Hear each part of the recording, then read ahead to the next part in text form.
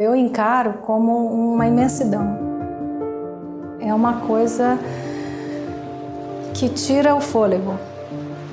Faz a gente refletir também sobre a nossa vida, como nós somos frágeis, como a natureza é intensa e forte.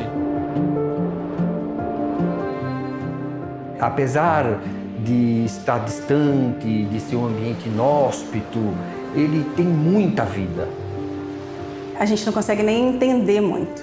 É completamente diferente de qualquer coisa que a gente possa ter visto nos outros continentes no planeta Terra. E uma paisagem indescritível. Todo dia você tem uma paisagem nova lá. O que me faz estar na Antártica, na minha pequena barraca, numa temperatura muito baixa, é talvez a curiosidade humana que te leva para os lugares mais inóspitos desse planeta.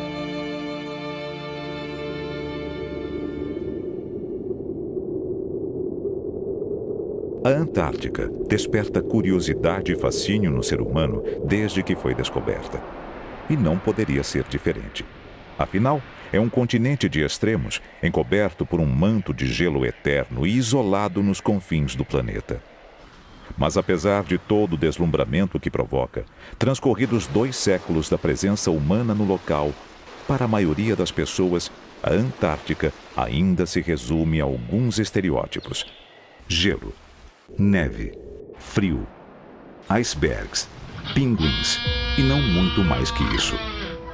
De tão distante e inacessível, é quase como se fizesse parte de um outro planeta. No entanto, ela está bem mais conectada à nossa vida do que parece à primeira vista.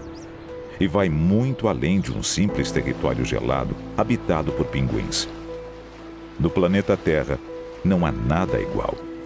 A Antártica é única. E suas particularidades geológicas, climáticas e biológicas são fundamentais para o equilíbrio do planeta e o futuro da humanidade.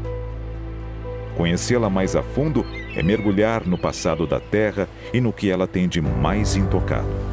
E para conhecê-la melhor, nada como começar desvendando a sua origem. Afinal de contas, como surgiu a Antártica? O estudo da história do desenvolvimento geológico da Antártica deve ser feito no contexto do lugar que a Antártica ocupou dentro de um supercontinente antigo chamado de Gondwana. Esse supercontinente do Gondwana incluía a atual América do Sul, a África, a Índia, a Nova Zelândia, a Austrália e a Antártica, que hoje se encontram separadas, porque após a sua formação e a junção desses continentes, por volta de 100 milhões de anos atrás, pelo menos, tudo isso começou a se fraturar e se separar. Esta lenta divisão continental terminou entre 30 e 40 milhões de anos atrás, quando a América do Sul e a Austrália se desprenderam da Antártica, isolando-a no extremo sul do planeta. O clima, até então temperado, sofreu um intenso processo de glaciação. Transcorridos milhões de anos, o continente, que abrigava florestas e dinossauros, foi completamente encoberto pelo gelo. E a Antártica, como a conhecemos hoje, estava finalmente criada. O continente dos superlativos, o mais remoto e desconhecido, mais selvagem e preservado, o lugar mais frio da Terra. O principal fator que determina a temperatura da Antártica é a posição geográfica dela. Não é? Ela está no polo. Então, se a gente pensar em termos de distribuição da energia incidente, a energia solar incidente na Terra, essa energia chega muito mais concentrada na região tropical do que nas regiões polares. E como a Antártica está num dos polos, está no polo sul do planeta, é natural que ela receba menos energia, uma concentração menor dessa energia solar, e por isso, enfim, essa é a principal razão para a Antártica ser tão gelada, tão fria. A Antártica possui uma área de 14 milhões de quilômetros quadrados, incluindo o continente, a península e as ilhas ao redor. É o equivalente a 1,6 vezes o tamanho do Brasil. No inverno, com a ampliação da faixa de mar congelada ao redor, sua área dobra de tamanho. Cerca de 98% de todo o território da Antártica encontra-se debaixo do gelo. E a pequena porção de terra seca se concentra principalmente na ponta da Península Antártica, onde a temperatura é um pouco mais moderada, oscilando de -20 a 0 graus Celsius. Já o interior do continente é muito mais frio, com termômetros alcançando os 55 graus negativos no inverno. É nesta parte da Antártica, mais precisamente na estação Vostok da Rússia, onde foi registrada a temperatura mais baixa da Terra, 89,2 graus negativos. O coração da Antártica é um enorme planalto com altitude média de 2.500 metros acima do nível do mar, o que faz dela o continente mais elevado do mundo, contribuindo também para as baixas temperaturas locais. Este planalto é coberto por uma capa de gelo com 2,5 km de espessura em média. Uma quantidade tão gigantesca de gelo que representa 70% de toda a água doce disponível no mundo. Ou seja, a Antártica é um reservatório natural valiosíssimo para o futuro da humanidade. E mesmo com tanta água, por incrível que pareça, é o continente mais seco do planeta. Na costa, o nível de precipitação na forma de neve ou chuva apresenta-se um pouco maior. Mas no interior é tão baixo que não chega nem à metade do registrado na região mais árida do Nordeste brasileiro. E isso tem uma explicação. Uma região com uma circulação particular, você tem um anticiclone, é um sistema de alta pressão predominante quase todo o tempo sobre a Antártica, nos níveis mais baixos, né? E esse tipo de circulação reduz muito a precipitação no continente antártico, chegando a níveis muito baixos, na ordem de 150 até 200 milímetros de precipitação anual, que é considerado quase já uma região desértica. Neva muito pouco no interior da Antártica. A capa de gelo que cobre o continente só existe porque vem se acumulando há milhões de anos, sem nunca derreter. E além de muito seca, a Antártica também tem muitos ventos. Não há lugar no mundo onde se venta tanto e com tanta força. Em algumas partes, os ventos superam 300 km por hora no inverno, uma velocidade equivalente à categoria mais devastadora de furacões. Ventanias com 100 km por hora são corriqueiras. Como os ventos partem do interior para a costa, eles são responsáveis por deslocar uma grande massa de neve para o oceano, formando as plataformas de gelo. Essas plataformas flutuam sobre o mar e têm de 100 a 1.000 metros de espessura, incluindo a parte submersa. Elas são compostas de água doce, uma vez que se formam a partir do gelo que vem do continente. E são diferentes das banquisas, que surgem em sua maioria no inverno, quando a água salgada do mar se congela ao redor do continente. As banquisas são bem menos espessas e estáveis do que as plataformas de gelo, que de tão grandes e perenes se incorporam ao contorno do continente e vão se expandindo ao longo de décadas. Mais de 40% da costa antártica possui plataformas, sendo as maiores a de Ross e a de Filchner-Ronne, com centenas de quilômetros de extensão. Uma questão importante sobre as plataformas de gelo é que essas plataformas de gelo, elas ancoram uma boa parte do gelo continental. À medida que vai se precipitando a neve, é exercida uma enorme pressão sobre o gelo que está sobre o continente, e esse gelo ele tende a fluir em direção às bordas do continente, ficando mais instável nas suas bordas mais distantes. Nesse caso, o gelo ele pode fluir e se fraturar, produzindo pequenos pedaços de gelo que são introduzidos no Oceano Austral. Essa massa de gelo que passa a se desintegrar do continente são os nossos famosos icebergs. A produção desses icebergs depende de uma série de fatores. Depende da temperatura regional, depende das características do próprio gelo, depende até de questões ligadas a abalos sísmicos e tsunamis. Tudo isso pode produzir, aumentar a frequência ou diminuir a frequência de iceberg. Estes icebergs flutuam no Oceano Austral, que contorna o continente antártico e exerce influência nas águas de todo o planeta por meio da sua corrente circumpolar. A corrente circumpolar antártica ela é uma corrente bastante peculiar, é uma das mais importantes do mundo, por ser um sistema fechado, né? Ela circunda todo o continente antártico. Junto com isso, ela delimita ou ela caracteriza o Oceano Austral, interconectando todas as grandes bacias oceânicas, do Pacífico, do Atlântico e do Oceano Índico. Então, o que ela acaba fazendo é misturando as águas dos diversos continentes. Isso tem uma importância biológica muito grande, porque as propriedades, temperatura, salinidade e outras propriedades do oceano acabam sendo reguladas ali no Oceano Austral pela existência dessa corrente. A conexão entre o Oceano Austral e os demais oceanos também interfere no balanço da temperatura global por meio da chamada circulação termoalina, uma corrente gerada pela diferença de temperatura e densidade da água. Então, o que o oceano faz? A porção superior absorve o excesso de calor que chega na região tropical, transporta esse excesso de calor para os polos, no caso da Antártica. À medida que essas águas mais quentes chegam próximo do continente, parte desse calor é perdido para a atmosfera e ocorre a formação das águas densas, que são águas mais frias e mais salinas, que, à medida que elas são formadas ali na borda do continente antártico, elas afundam e voltam para as regiões tropicais do oceano. Ela redistribui o calor do planeta Terra. Não por acaso, a Antártica é reconhecida como uma espécie de refrigerador natural do planeta.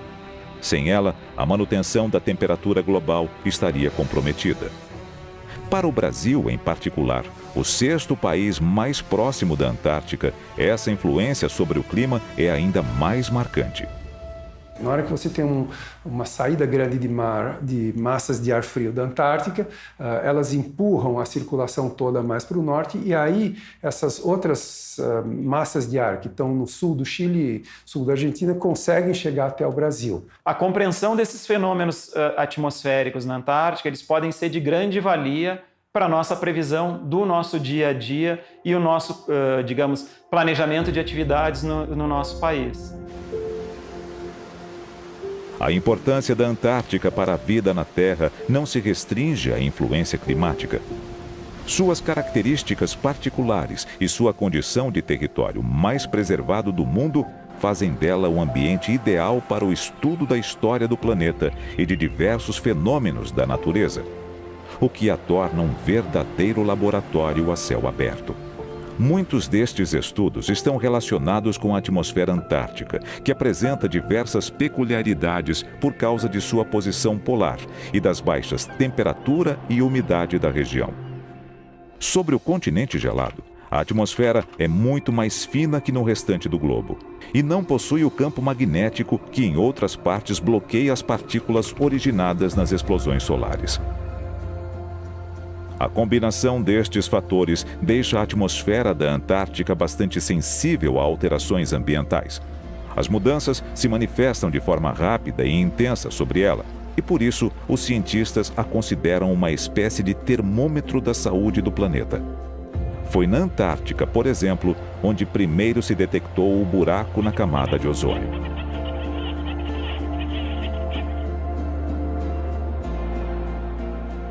Parte da química da atmosfera antártica também é fundamental nas pesquisas e no conhecimento científico.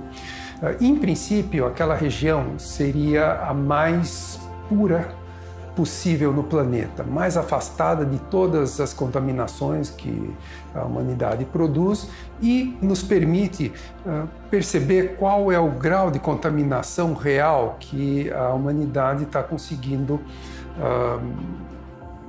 injetar na atmosfera do planeta. Porque eu posso fazer medições de poluição nos grandes centros urbanos, como nós fazemos, mas eu não tenho uma referência do que seria o ideal, do que seria o natural, enquanto que a Antártica vai me permitir esse tipo de referência, né? Ela vai ser uma base não só para o que é o ideal, como do grau de alteração.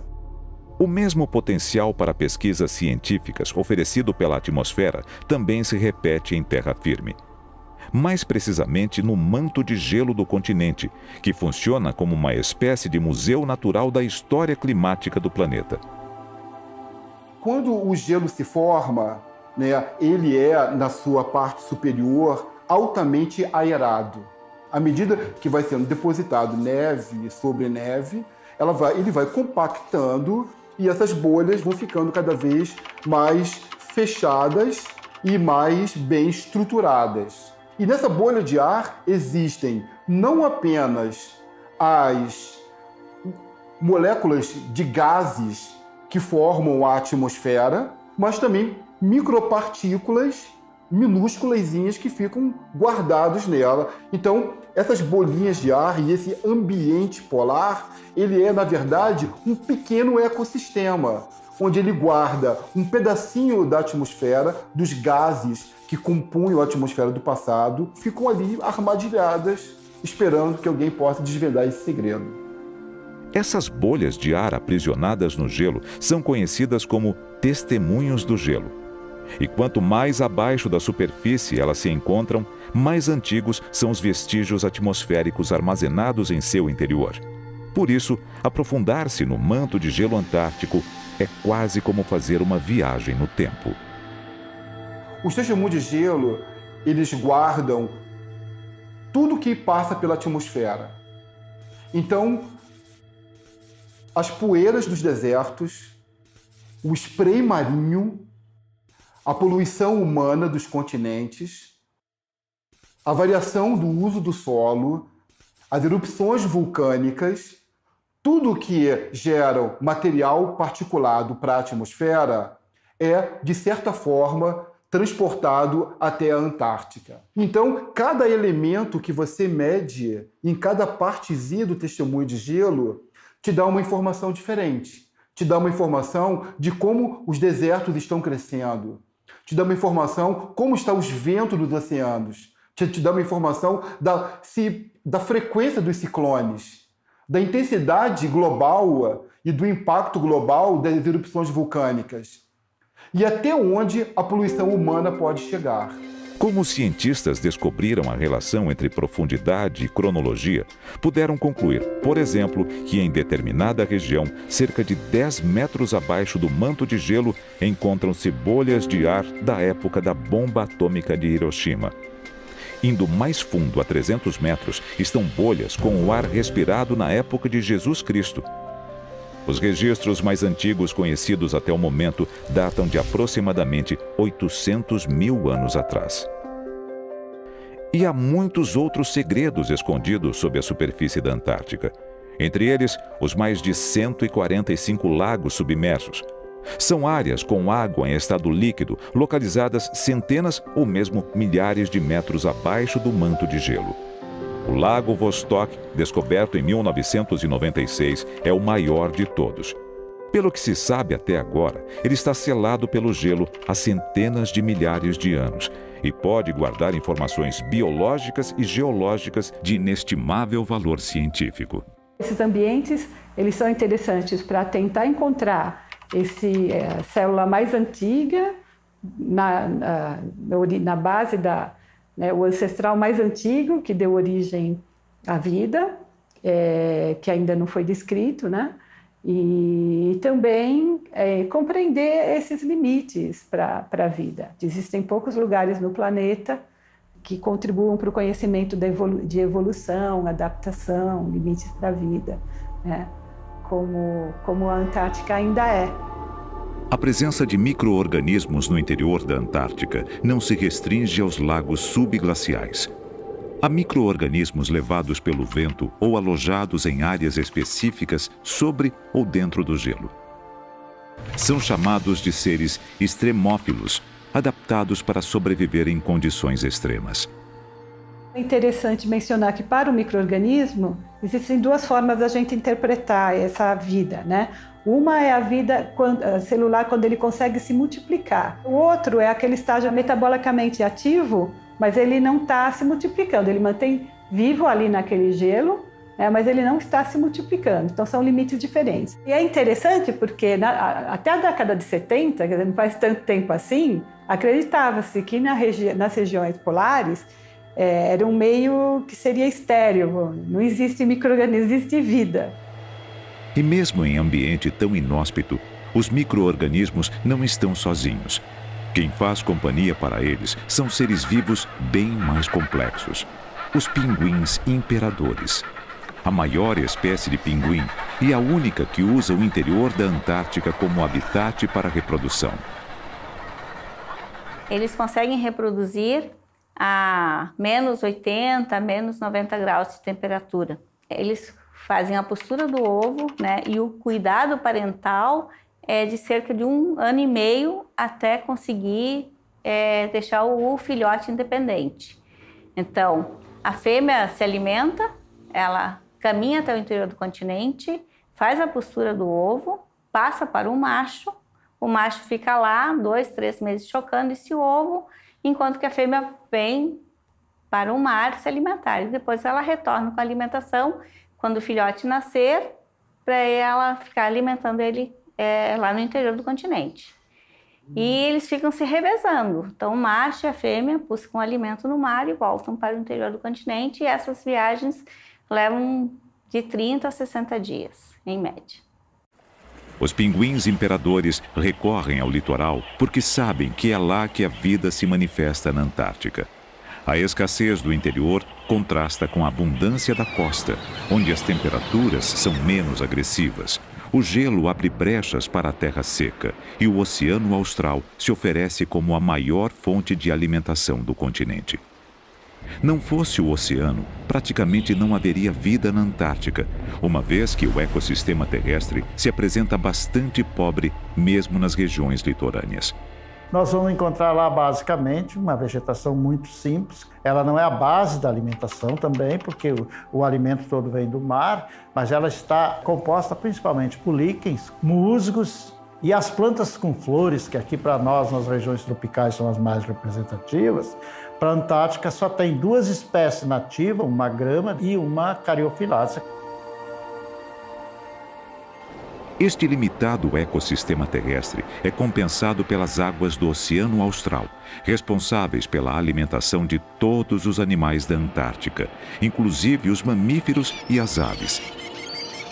Extremamente fértil e isolado na região polar, com águas bastante frias e densas, o Oceano Austral é um prato cheio para as espécies que conseguiram se adaptar às suas condições. Por isso, ele combina baixa biodiversidade com altíssima biomassa. Ou seja, há relativamente poucas espécies, mas a quantidade de indivíduos dentro de cada espécie é enorme. E a fertilidade que possibilita esta fauna volumosa nasce com as microalgas e sua relação com o gelo.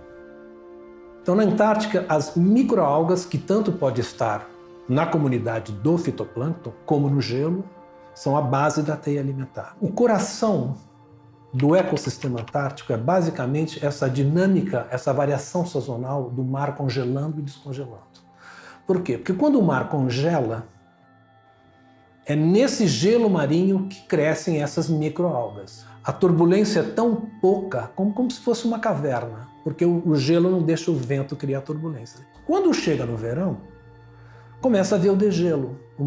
O gelo marinho começa a degelar e forma uma coisa chamada cinturão verde. Todas essas algas, essas microalgas do gelo, vão para a água e se concentram ali. No verão é o momento da grande alimentação e da grande reprodução. E na cadeia alimentar, quem primeiro se beneficia desta fartura é um crustáceo muito conhecido na Antártica, o krill, que desempenha uma das funções mais importantes para o ecossistema local. Ele é um elo essencial de transferência da produção primária para o restante da teia trófica, porque ele é um filtrador, né? Ele come fitoplâncton principalmente, então ele está na base da teia trófica e ele é consumido por uma série de outros organismos. Então, são muitos os animais antárticos que se alimentam de krill, né? Aves, de forma geral, principalmente pinguins, né?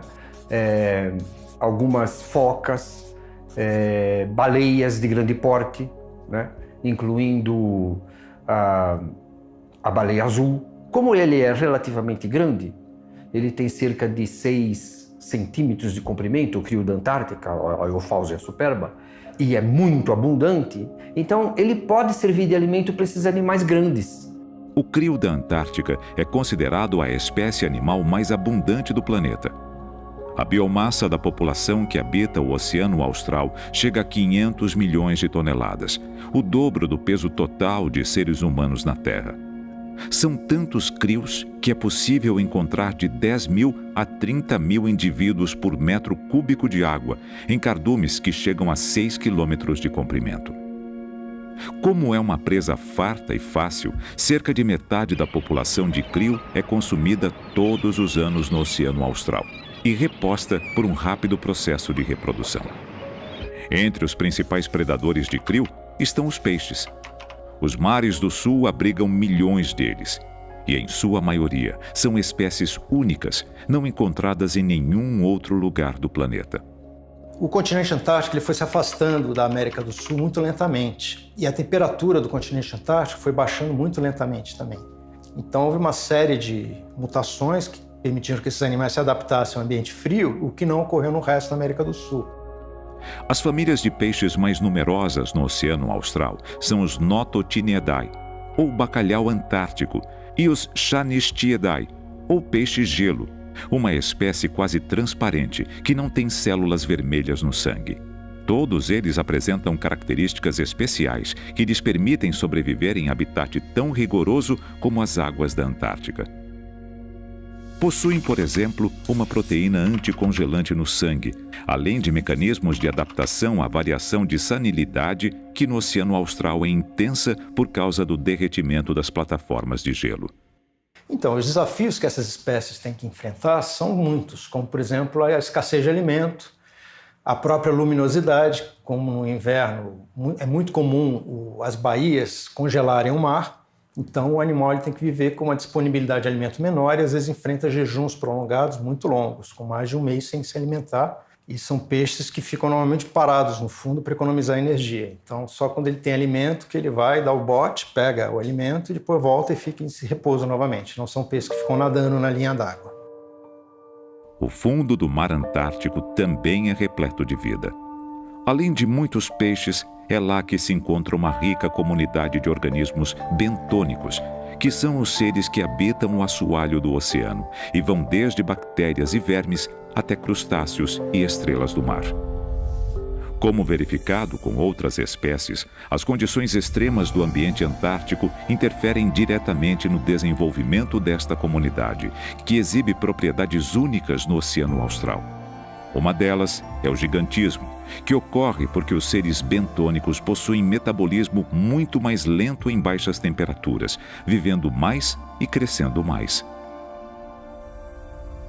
Uma das hipóteses também para o gigantismo é que não existem na Antártica grandes predadores da fauna bentônica, dos invertebrados. Por exemplo, não tem cação, não tem tubarão, né? E esses, então, permite com que também os organismos cresçam tamanhos maiores, né? Tem algumas estrelas do mar que podem chegar até 60 centímetros de diâmetro, a Labidiácea, ela parece um sol. Tem um verme chamado verme fita, que é um nemertíneo, que ele é predador. Nossa, na Antártica a gente aqui conhece eles de alguns centímetros. Lá eles podem ocorrer com 2 metros de comprimento. E isópodes, por exemplo, que são parentes dos nossos tatuzinhos bolas do jardim, né? Aqui eles são pequenos, né? Na nossa costa, na região tropical, mesmo temperada. Lá tem algumas espécies que podem chegar até 25 centímetros. Então, quando você mergulha, você vê tudo isso, além de esponjas, anêmonas, enfim.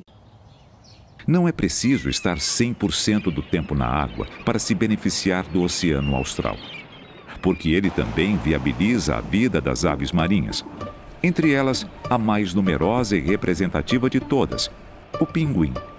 Existem 7 espécies de pinguins que habitam a região antártica.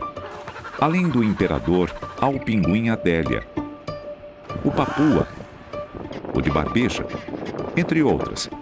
Eles vivem de 15 a 20 anos e são espécies geralmente populosas, sobretudo os de Adélia, que chegam a se reunir em pinguineiras com mais de 1,5 milhão de indivíduos. Com exceção do imperador, todos os demais pinguins vivem em regiões litorâneas, tanto no continente quanto nas ilhas subantárticas, e fazem isso justamente porque dependem do mar para se alimentar. O pinguim é uma ave, né? Como qualquer outra ave, então ela não consegue ficar submerso muito tempo, mas o tempo suficiente para ela conseguir pescar, né? Então, as principais adaptações que ela tem para resistir ao frio é a camada de penas. Ela tem muitas penas muito próximas uma da outra, como se fossem fios de cabelos, né? Eles são muito encostados, então a água do mar não consegue encostar na pele e ela consegue formar uma barreira de ar entre a água e o corpo. Além disso, os membros superiores, né, que as outras aves têm penas que promovem o voo, os pinguins também têm as mesmas penas, só que elas são curtas. Então, elas funcionam muito como remos, são adaptados para fazer o nado, como se os pinguins estivessem voando embaixo da água. Os pinguins não voam, mas a maioria das aves da Antártica voa, e muito, pois são migratórias. É o caso das skuas e biguás, bastante presentes na orla, e dos dois maiores exemplares de aves antárticas, o petrel e o albatroz, que atingem envergadura de até 4 metros, e são aves com enorme velocidade e autonomia de voo, capazes de atravessar a passagem de Drake para se alimentar nas Ilhas Falkland, percorrendo 1.000 quilômetros em apenas 2 dias. Outra característica surpreendente destas duas aves diz respeito aos seus hábitos de reprodução. Os albatrozes, sim, são monogâmicos, eles escolhem um parceiro e permanecem com esse parceiro por toda a vida, reproduzem sempre com o mesmo macho, com a mesma fêmea. E a maioria dos albatrozes, assim como o petrel gigante, né, eles, quando se tornam adultos, eles retornam todos os anos para a mesma área para reproduzir. Então, na Ilha Elefante, onde nós estamos trabalhando desde 86, recuperamos uma fêmea de petrel gigante que tinha sido anilhada em 72 já como adulta. E nós recuperamos essa fêmea no mesmo ninho todos os anos até 92. As aves da orla antártica dividem espaço com um grupo de animais bastante diversificado e representativo da fauna local, os pinípedes. Descendentes de animais carnívoros terrestres como os ursos e as lontras, os pinípedes são mamíferos marinhos que podem ser considerados anfíbios, já que vivem na terra, onde se reproduzem e fazem a troca de pelos, mas também precisam da água para se alimentar. Os pinípedes antárticos, eles estão divididos em 2 grupos, os lobos marinhos e as focas verdadeiras. A gente tem 3 espécies de lobos marinhos, que são o lobo marinho antártico, o lobo marinho subantártico e o lobo marinho das Ilhas Kerguelen. E 5 espécies de focas verdadeiras, que são a foca leopardo, a foca de Ross, a foca de Weddell, a foca caranguejeira e o elefante marinho. Os pinípedes se alimentam basicamente de peixes e krill, mas algumas espécies também caçam pinguins na água. É o caso da foca leopardo, um dos animais mais agressivos da Antártica, extremamente veloz e com uma mordida fortíssima. Apesar da semelhança física, os pinípedes apresentam entre si inúmeras diferenças fisiológicas e comportamentais. Os lobos marinhos, por exemplo, têm mais agilidade na terra, pois suas patas são articuladas, enquanto as focas precisam se arrastar e, por isso, são bem mais lentas quando não estão na água. As peculiaridades também se manifestam no habitat de cada um deles e na forma como se relacionam com o gelo. Esses indivíduos tendem a acompanhar a borda do gelo. No verão, existe um recuo da margem do gelo, esses animais acompanham, e no inverno, um avanço da margem de gelo e eles vão se alimentando nessa borda. Alguns animais, como o elefante marinho, eles têm condição de resistir um pouco mais à presença do gelo. Outros animais vão ter problemas. Lobos marinhos vão evitar o máximo que puder o gelo, porque além de tudo são pequenos, né? As focas elas têm uma capacidade de mergulho muito grande e em função disso elas podem utilizar o gelo e estar em regiões com gelo quebrado, mas elas precisam de gelo que tenha água embaixo para poder fazer o buraco, mergulhar, se alimentar e voltar. Exímias mergulhadoras, as focas conseguem ficar até 1 hora embaixo d'água. E como percorrem longas distâncias, passaram a ajudar os pesquisadores no mapeamento de suas próprias dinâmicas migratórias por meio de rastreadores via satélite acoplados a seus corpos. Recurso semelhante é adotado com os maiores mamíferos do Oceano Austral, as baleias. Os mares ao redor da Antártica são habitados por uma grande diversidade de cetáceos, grupo do qual fazem parte as baleias e os golfinhos. Entre eles estão a baleia azul, que é o maior animal do planeta, a jubarte, a mais numerosa da Antártica, além das baleias fin, a segunda maior do Oceano Austral, e a mink, a mais adaptada ao frio polar. A maioria delas são migratórias e elas, então, nos meses mais quentes, elas vão para a Antártica para se alimentarem, onde elas encontram crio. Por exemplo, na Península Antártica, a principal ali seria a baleia jubarte, né? Na maior parte da região também. Se a gente pegar um pouquinho mais ao norte da península, em águas de oceano um pouco mais aberto, mais profundo, a baleia fin acaba sendo um pouco mais numerosa, mais abundante, né? Se a gente pegar perto do gelo marinho, aí a espécie que mais tem afinidade com gelo é a baleia mink antártica. Ela acaba muitas vezes entrando em gelo mais compacto e ela, claro, ela tem que subir para respirar, então ela usa os buracos, as políneas no gelo marinho para poder subir e respirar, mas as outras espécies não têm essa afinidade. As orcas também são muito presentes no Oceano Austral. Maior espécie da família dos golfinhos, elas são os predadores mais temidos da Antártica, situadas no topo da cadeia alimentar.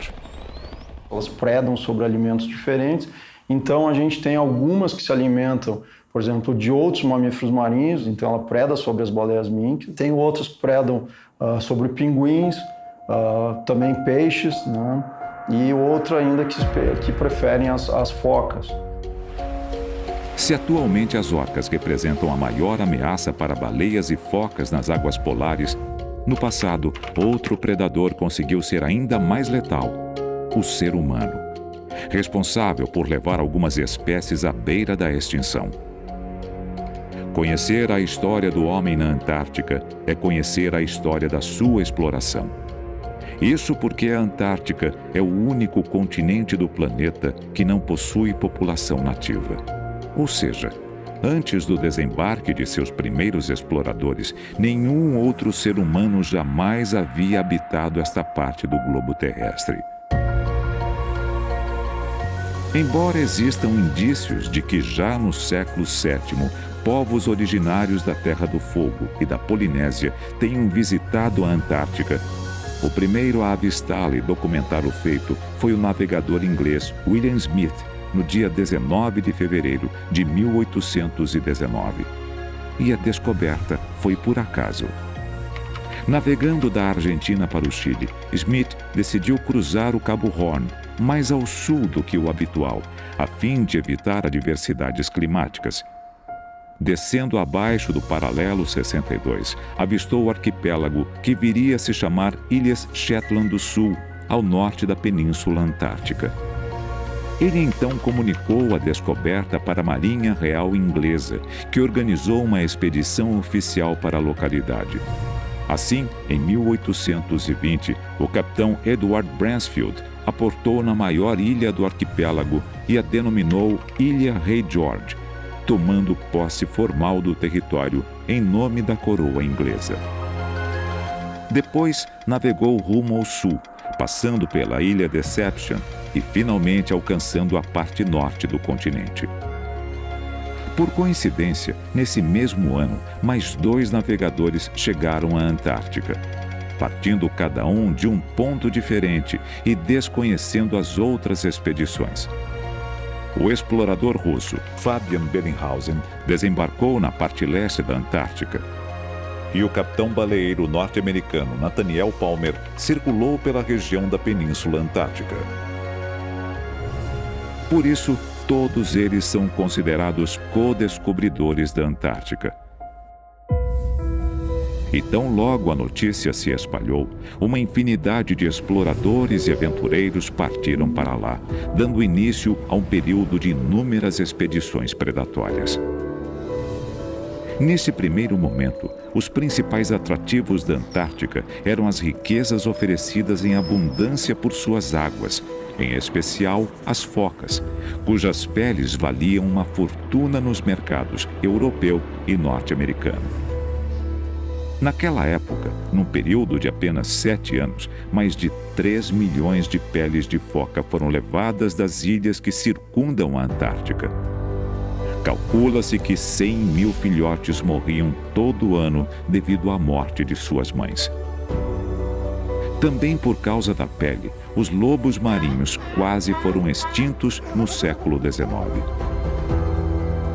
Já no início do século XX, o interesse dos exploradores se transferiu para as baleias.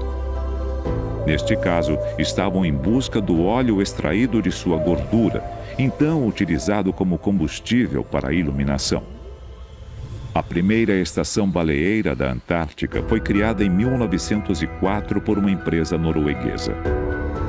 Deste ano até 1993, cerca de 2,3 milhões de baleias foram caçadas nos mares antárticos.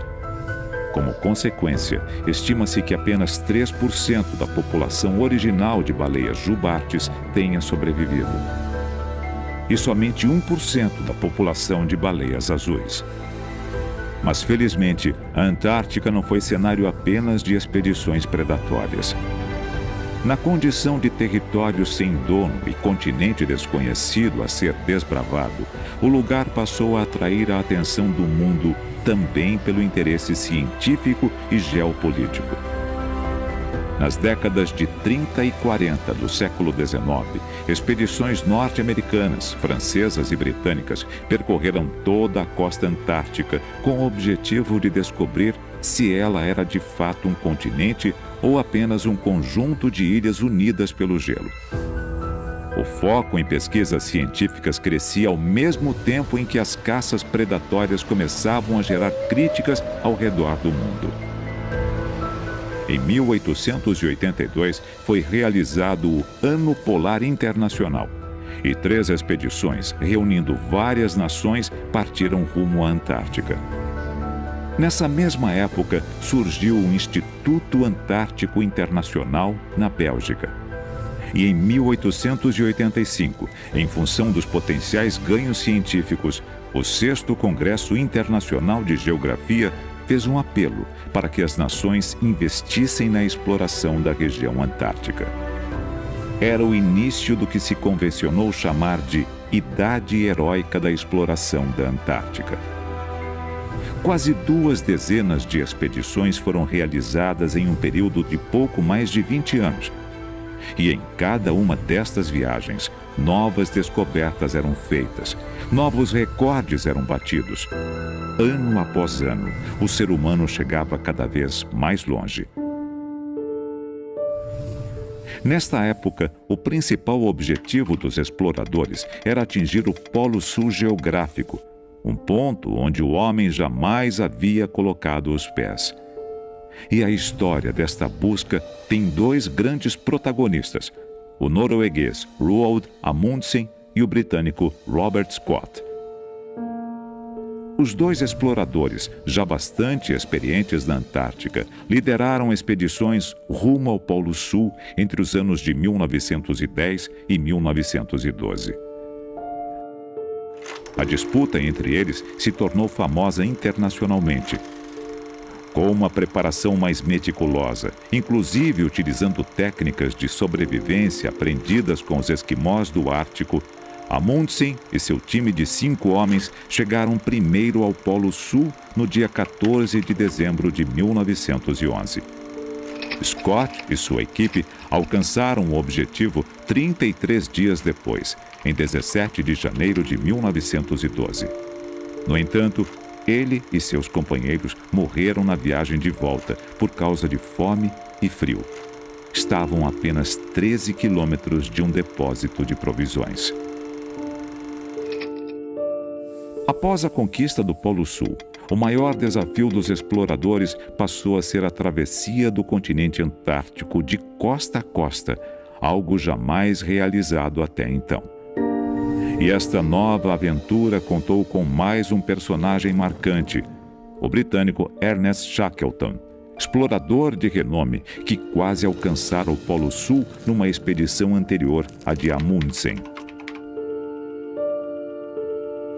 Em 1914, Shackleton zarpou da ilha Geórgia do Sul a bordo do Endurance, em direção ao mar de Weddell, na costa antártica, de onde seguiria pelo interior do continente. No entanto, seu barco ficou preso no gelo. Encalhado, mas ao mesmo tempo à mercê dos movimentos da banquisa, o Endurance foi arrastado por mais de 1.000 quilômetros durante 11 meses até ser esmagado pelo gelo e afundar, deixando o comandante e sua equipe de 27 homens com apenas 3 botes, alguns cachorros e poucos mantimentos. A tripulação perambulou sobre o mar congelado por 5 meses antes de alcançar a pequena Ilha Elefante. De lá, Shackleton e mais 5 partiram em um bote à procura de ajuda, que encontraram a mais de 1.000 quilômetros dali, justamente na ilha onde haviam iniciado a aventura. Lá conseguiram um barco para finalmente resgatar a equipe. Quase 2 anos depois do início da expedição.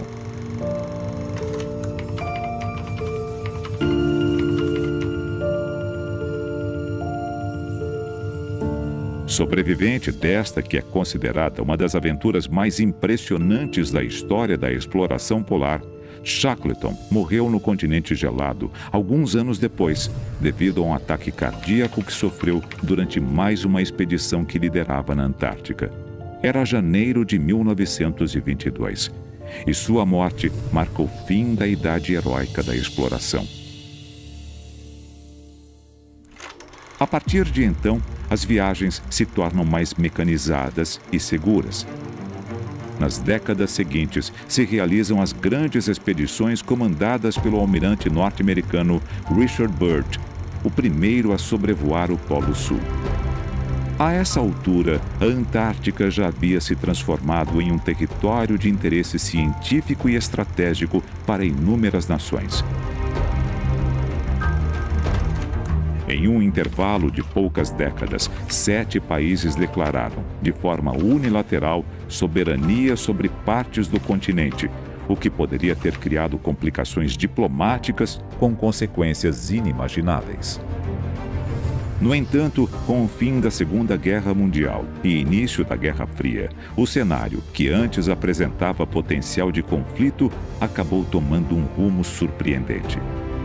Motivados por questões estratégicas, os países preferiram relevar as diferenças e investir no multilateralismo em relação à Antártica. Em 1957, no primeiro ano geofísico internacional, ocorreu a maior expedição já realizada, com cientistas de 67 países e a construção de 50 estações de pesquisa. Um ano depois, foi criada a Comissão Especial de Pesquisa Antártica. E em 1959, os 12 países que mantinham estações na Antártica se reuniram na Conferência de Washington e assinaram o Tratado Antártico, o principal marco de consolidação do cooperativismo global em prol da preservação e da pesquisa na Antártica. The nations of the world have recently united in declaring the continent of Antarctica off limits to military preparation. O Tratado Antártico entrou em vigor em 1961, promovendo a harmonia entre os países territorialistas e aqueles que advogavam pelo livre acesso. O documento estabelece diretrizes para toda a área abaixo do paralelo 60. E o tratado é tão bem feito que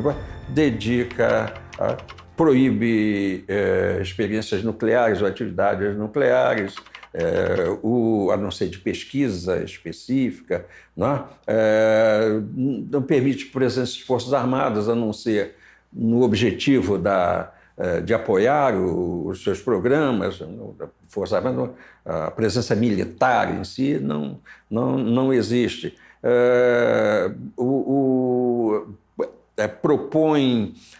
Incentiva o apoio mútuo dos países. Então, isso gerou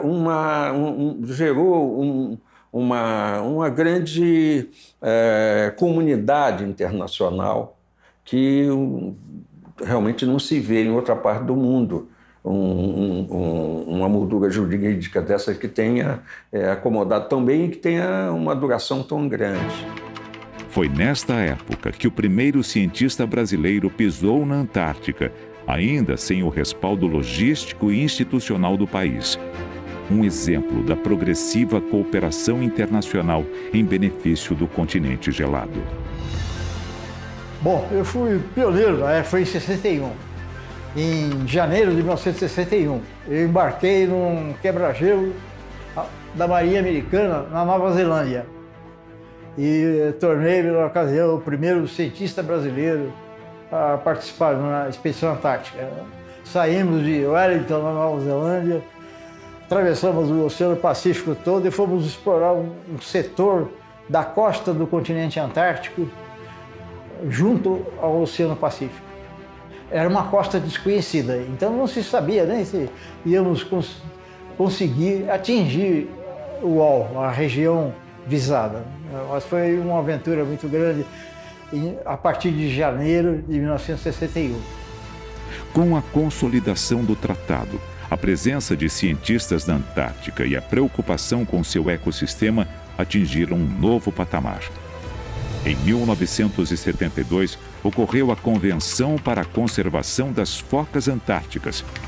10 anos depois, foi realizada a Convenção para a Conservação dos Recursos Marinhos Vivos da Antártica. E em 1988, aconteceu a Convenção para a Regulamentação das Atividades sobre os Recursos Minerais Antárticos. É neste contexto de conscientização ambiental e aumento da participação de países nas pesquisas antárticas que o Brasil iniciou oficialmente sua história no continente austral, aderindo ao Tratado Antártico em 1975.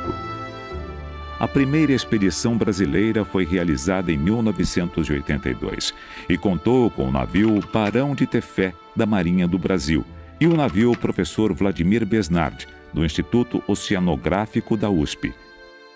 E a primeira viagem nossa, em verdade, era uma viagem de mostrar bandeira, mostrar presença na Antártica e mostrar um interesse engajado na Antártica.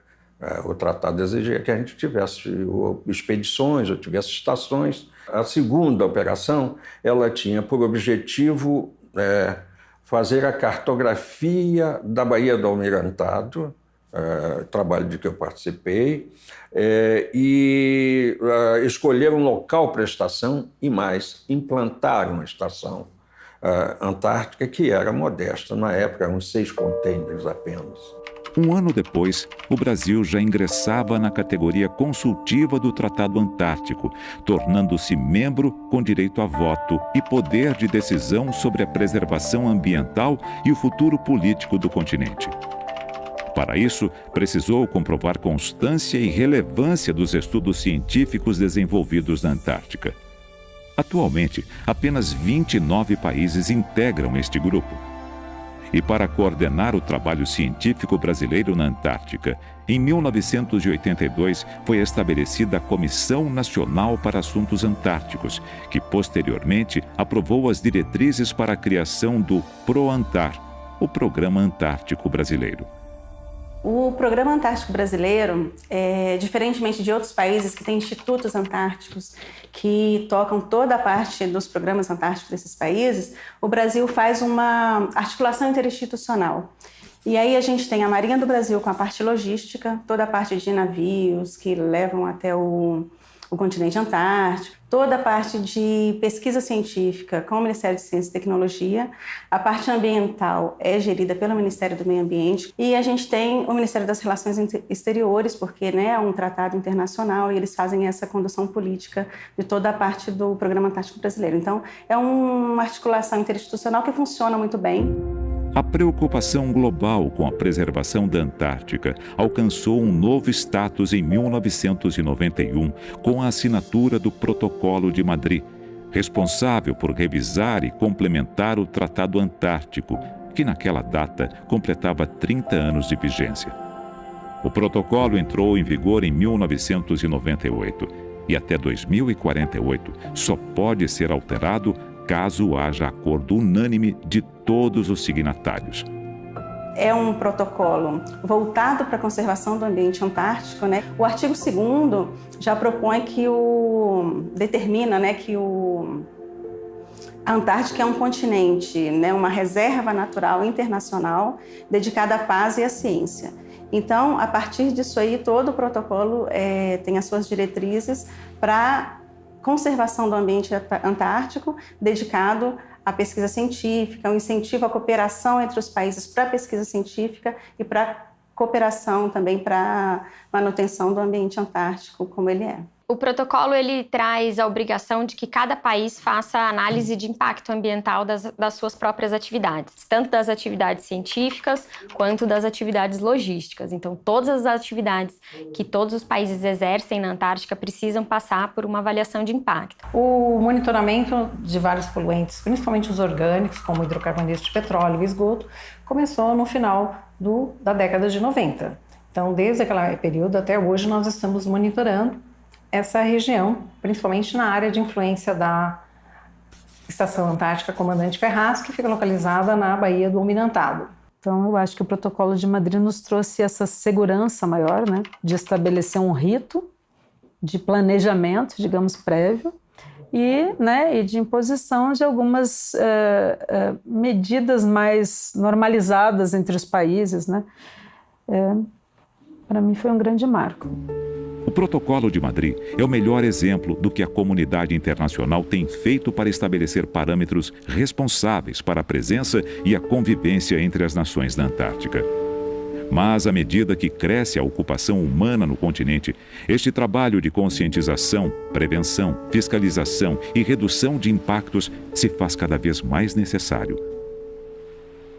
Atualmente, há mais de 60 estações de pesquisa na Antártica, sendo aproximadamente 30 delas permanentes, funcionando o ano inteiro. No verão, a Antártica abriga cerca de 5.000 pesquisadores. No inverno, este número cai para menos de 1.000. O turismo também tem se intensificado. A temporada vai de novembro a março, e a cada ano, por volta de 35.000 pessoas visitam a região. Na verdade, eu acho que é o grande desafio que nós temos hoje. É um lugar que nós temos que conservar, se possível até preservar. Inclusive, existem áreas que são protegidas. E o que a gente tem observado, quando você tem um número muito pequeno de pessoas, então você tem uma influência muito baixa. À medida que aumenta, e isso acaba sendo uma coisa natural, você vai causar uma alteração nesse local. Então, qualquer ação humana na Antártica, ela tem que ter como foco principal a prevenção. Por quê? Porque em caso de acidente, não tem como eu acionar outros recursos. Então, quando o órgão ambiental atua, ele atua na prevenção, atua fazendo a gestão ambiental com foco principal na prevenção. Então, a gente fazia o quê? A gestão do risco. Se uma atividade tem um determinado risco, então vamos fazer de tudo para que esse acidente não ocorra. Para minimizar o potencial de impacto sobre o ambiente, a Antártica possui diversas áreas reguladas por regimes diferenciados. São as ASMAs, áreas especialmente gerenciadas, e as ASPAs, áreas especialmente protegidas. O primeiro caso se refere a regiões ricas em biodiversidade, pontos com especial valor paisagístico, sítios históricos ou que apresentem algum grau de vulnerabilidade ambiental. Para ocupar ou visitar uma ASMA, é preciso seguir uma série de critérios que visam a sua proteção. A Baía do Almirantado, onde se localiza a estação brasileira e a maioria das pesquisas desenvolvidas pelo país, foi a primeira ASMA a ser criada na Antártica. É uma referência para toda a comunidade científica. Já as ASPAs são regiões bem mais sensíveis, como as áreas de reprodução de aves, e por isso apresentam maiores restrições de entrada e permanência. Instrumentos como estes organizam a ocupação da Antártica, estabelecendo limites para a interferência humana e protegendo o continente das ameaças que o superpovoamento, a negligência ecológica e o interesse econômico podem representar. A preocupação com, por exemplo, a exploração mineral, a exploração de água, que os países, né, já acenam como sendo a Antártica uma grande fonte, né, para o futuro, mas nada disso hoje, até 2048, né, que está vigindo o Protocolo de Madrid, a gente não vai ter nenhuma alteração até lá que não seja por unanimidade. Da forma como caminha a humanidade e dos grandes desafios globais, eu não vejo muito como a Antártica fica fora, né, dessa exposição a essas ameaças, né, que seriam tanto não só do homem lá na Antártica, do aumento das pessoas que vão lá, de como as pessoas vão passar a usar a Antártica depois que a gente chegar no limite do Tratado da Antártica, né? Mas, inclusive, por questões que estão fora da nossa governança de decisão, as próprias mudanças climáticas, o que isso vai estar afetando a Antártica, que já é bem estudado, mas a gente não sabe de fato que tipo de ingerência, porque não é só o que acontece lá e a gente estando lá que a gente impacta lá. Então a gente tem todo o impacto da mudança do clima, que vão alterar toda essa parte de balanço, atmosfera, oceano, que podem impactar os recursos vivos que estão lá. Então, se por um lado a gente sabe que pode ter uma pressão por alguma exploração, a pressão por superpopulação, a pressão por recursos, a gente sabe também que a consciência de preservação pela manutenção que o continente dá para o planeta inteiro é muito grande. Então, eu acho que isso vai ser muito bem pesado e, por enquanto, dentro do que está sendo discutido, a gente está seguindo por um viés muito de conservação do ambiente antártico. A gente não sabe o que vai acontecer no futuro. Vai depender muito da nossa postura como ser humano. Respeitar o nosso ambiente, né, para poder deixar para o legado para os nossos filhos e nossos netos também ter o privilégio de conhecer esse ambiente. Um ambiente onde a natureza é poderosa e vulnerável ao mesmo tempo. Assim é a Antártica. Memória viva do planeta em seu estado original. Território sem dono e que pertence a todo mundo. Uma reserva natural consagrada à ciência e à paz entre os povos, fonte de conhecimento para o homem e de equilíbrio para o ecossistema. Um continente vital, ponto de encontro entre o passado da Terra e o futuro do ser humano.